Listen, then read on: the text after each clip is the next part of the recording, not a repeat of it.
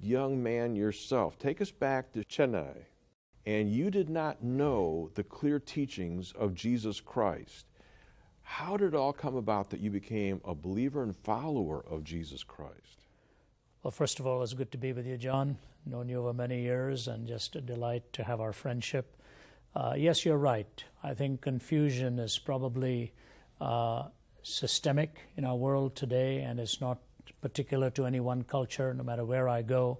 In fact, the greatest percentage of our audiences is really among the young, be it universities or high schools or whatever, because that's a questioning stage in life.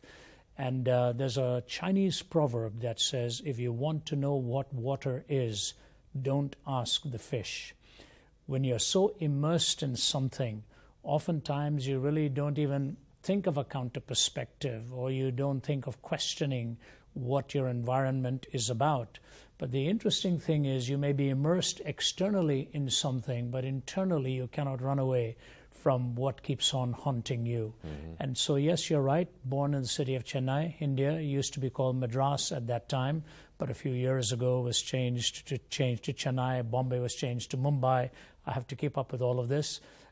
Raised in that southern city. My mother was born and raised in Chennai. My dad came from deeper south in the state of Kerala, and they met in Chennai and were married there. So my dad spoke Malayalam, my mother spoke Tamil. I was raised in Delhi and spoke Hindi.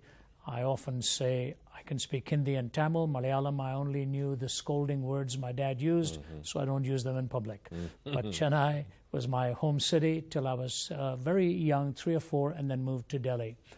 But the thing is, John, people don't realize that India is probably the most religious country in the world. People are pursuing answers through ceremony, through historical pursuit of tradition, and all that comes along with religion. Technically speaking, Hindu scholars will say there are 330 million deities in the pantheon of Hinduism. Now, only a handful of them are really followed very diligently by people in India. But in that culture, having had the privilege of an ancestry that went back to the highest caste of the Hindu priesthood, which was the Nambudris. My dad was from Kerala, my mom from Chennai, as I said. But I never really thought seriously about religious things. Why? I was immersed in the struggle to perform academically. India is a very competitive culture in academics. If you don't make it in your studies, you're going to go nowhere. So the pressure is on you from every side. Big time, the pressure is on students there. Yeah, and not just enough to pass. It had to be high. You had to be right at the top of the list. And I wasn't going to make it. Cricket was in my blood. I played cricket and tennis. I loved the sports field, hated the academic side of it. And ultimately, it got me into serious trouble with my father. I wasn't going to make it. And that confusion of pursuit and the need for acceptance. Another thing about India is it's a shame-oriented culture. If you don't do that well, then you're shamed into trying to be successful. The highest rate of suicides in India is immediately after the examination results are posted in the newspapers. All over the country. Kids are jumping off buildings, pouring kerosene on themselves and burning themselves. My closest friend did this to himself. So that was really the culture within which I was born and raised and struggled. My brothers and sisters were all doing well. I wasn't. I was sort of the failure of the family, and that finally got to me. Yeah, I've been to Mumbai. I'm going back to Calcutta. And I watched people very sincerely following whichever religion they were practicing. So they were sincere, but they're still confused. They still don't have the answer. They're still searching. Talk about that a little bit. Yes. The major religions in India, Hinduism, Islam, Buddhism, Sikhism, Jainism, you've got a touch of Baha'ism, all of that. Christianity forms a small percentage of it. And people, often think that sort of Christianity is this exclusivist worldview. No, not true. All of them are exclusivistic. Every one of them is exclusivistic. Otherwise, they wouldn't have been founded. They're founded for a purpose, certainly with certain distinctives. And in the search for answers, I just ended up with none whatsoever. And the emptiness, the loneliness, and the failure in school, I didn't have a single Christian friend, by the way. They were all, majority of them from the Hindu worldview, which places such great value and respect for family and all of that. So that's the way I was raised. But the emptiness came in with no answers, only questions. Tradition, tradition, tradition. You followed it. I knew this was not going to get me anywhere, and finally I attempted to take my own life. Yeah, talk about that. How did you do that? Well, you know, for many years I couldn't, John, to be honest with you. As long as my dad and mom were alive, it was very embarrassing for them, till my father in his latter years, point blank, asked my wife to talk about it and then asked me. It's again the shame thing, you know, nobody wants to admit how low they had become in life. I just want to assure the listener it had nothing to do with any psychological debilitation, no such issues with drugs or whatever like that. It was just a search for meaning.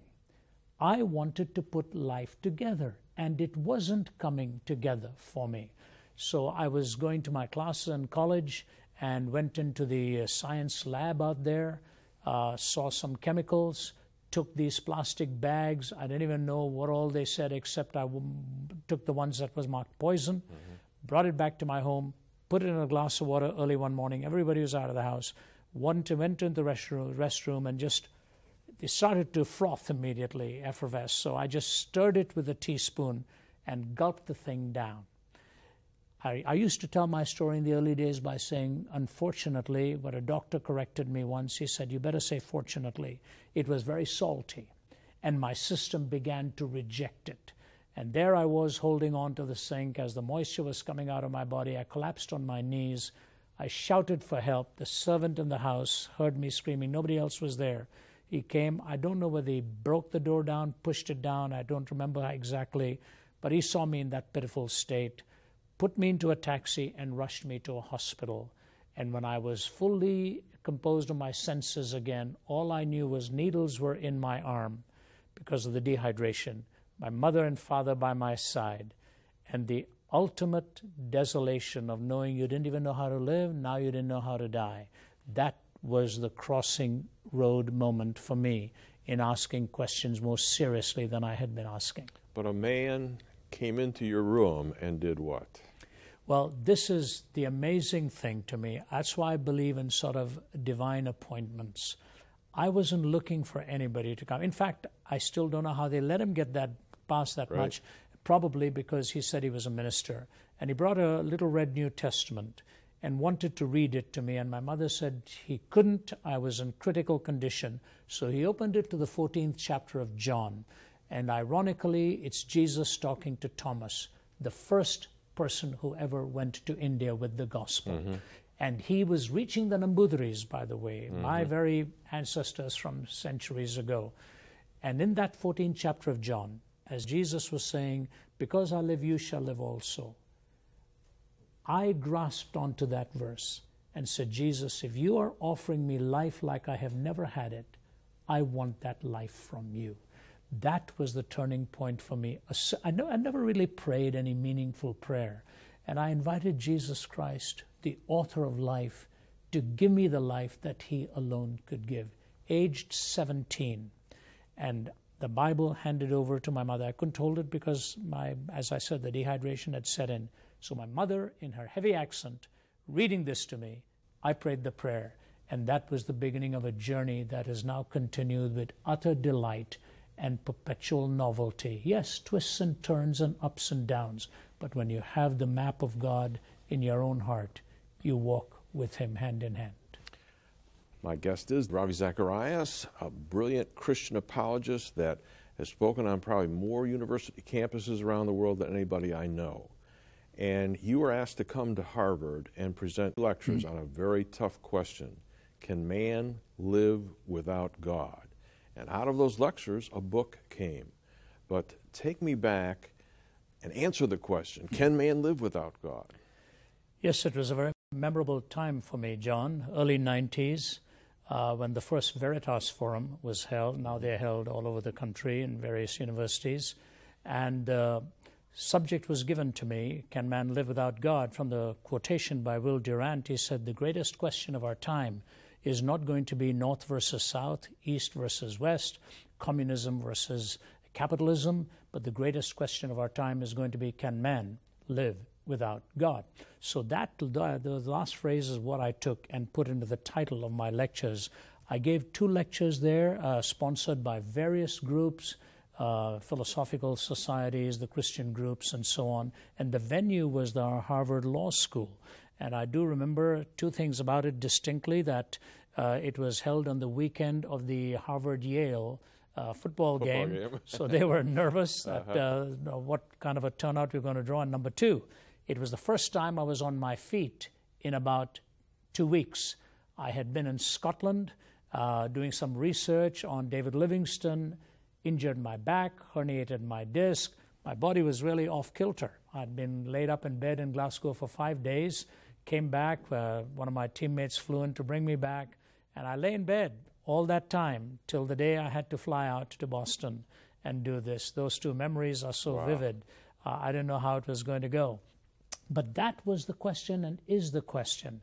There are 2 ways to answer it. Theoretically, yes, people can live as if God doesn't exist. Atheists, agnostics, anti-theists, at least for the most part, do. Logically, it is impossible, especially if you want to make a moral pronouncement on any issue. This was the struggle Jean-Paul Sartre had. This was ultimately the struggle Anthony Flew had, as you well know. This incoherence of trying to build a worldview on the fundamental questions of life. It cannot be done logically or coherently. Yes, existentially, people may try to wing it and somehow live day to day. But if you want to live a coherent life and present answers to the haunting questions with which you live, it is impossible to live without God. I think that was Durant's challenge. Are we going to live as if he doesn't exist? And if that happens, what kind of a chaotic world are we going to face? And as Nietzsche said, the 20th century would become the bloodiest century in history because of the popularization of the death of God type thing, and indeed it was. More bloody than the previous 19 centuries put together. Mm-hmm. Yeah, I find it interesting that Nietzsche's writings influenced Hitler. Hitler gave them to Stalin and to Mussolini. And you can tell what happened in all 3 of those nations. Yeah, this is, if you read Paul Johnson's book, Modern Times, he tells this story. He talks about these 3 demagogues of the mid-1900s there in Hitler, Stalin, and Mussolini. And the irony of it was Stalin at one time was preparing to go into the ministry, and lost his faith in God. Hitler, of course, wanted to build the super race, the Überman, the stronger man that he wanted to build to take over. And these ideas of living without God became popular. Nietzsche, ironically too, son of a pastor, and both of his grandfathers were in the ministry. And he said, when we realize God has died in the 19th century, a kind of madness will break out. The last 13 years of his own life, he spent moving between sanity and insanity, oftentimes in silence for weeks. But here's the parable he gave.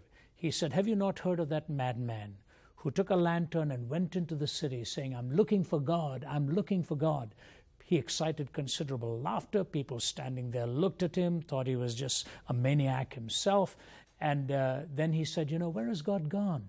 Have we lost him? Has he gone on a journey or a voyage? And these questions. But the thing I like about Nietzsche is he was honest about the implications of his conclusion. Mm-hmm. Modern philosophers don't like to take it logically to where it goes. Nietzsche was honest, and he said things like this. The metaphors that he used, who gave us a sponge to wipe away the horizon? Is there any up or down left? Will lanterns have to be lit in the morning hours? How did we accomplish the greatest of all deeds that humanity has ever accomplished? No horizon left, no point of reference left. He recognized that the death of God meant the death of absolutes and the death of definitions. So here was his question. What sacred games will we need to invent in order to sort of assuage and to bring some kind of satisfaction So what is he saying? Some type of spirituality is desperately needed, something mystical, something of an absolute nature. How are we going to find all of this now? This to me, John, really, this to me is the greatest question of our time. If God is no longer in the paradigm, where are we going to find the definitions? What point of reference? Nietzsche was right on target. And so he said, two things will happen. The 20th century will become the bloodiest century in history because the 19th century killed God, philosophically he meant, and a universal madness will break out. Need we even probe beyond even the surface to see the data on where we are today in our world? When you look at what happened in the 20th century, Auschwitz, and all of that, people don't like to hear these things. They say, you're pulling at extremes. No. G.K. Chesterton put it this way: the tragedy of disbelieving in God is not that a person ends up believing in nothing. Alas, it is much worse. A person may end up believing in anything. Yeah, and you said there's 4 struggles. If we eliminate the presence of God from a culture's life or from an individual's life, and the first one that you said, and you've never had anybody that has argued logically to give you a better answer to these questions, these struggles. The first one, if God does not exist, there is no objective point of reference for any moral framework. Explain that. Well, I'm an Easterner by birth and a Westerner now where I live. I've brought these two cultures into and I see the strengths and weaknesses of both. In the Western world, we wonder if there is a God. In the Eastern world, which God to believe in.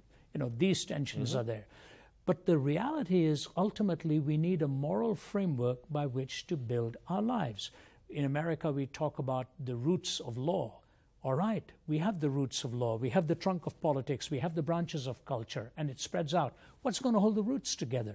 It's a moral soil that has to hold the roots together.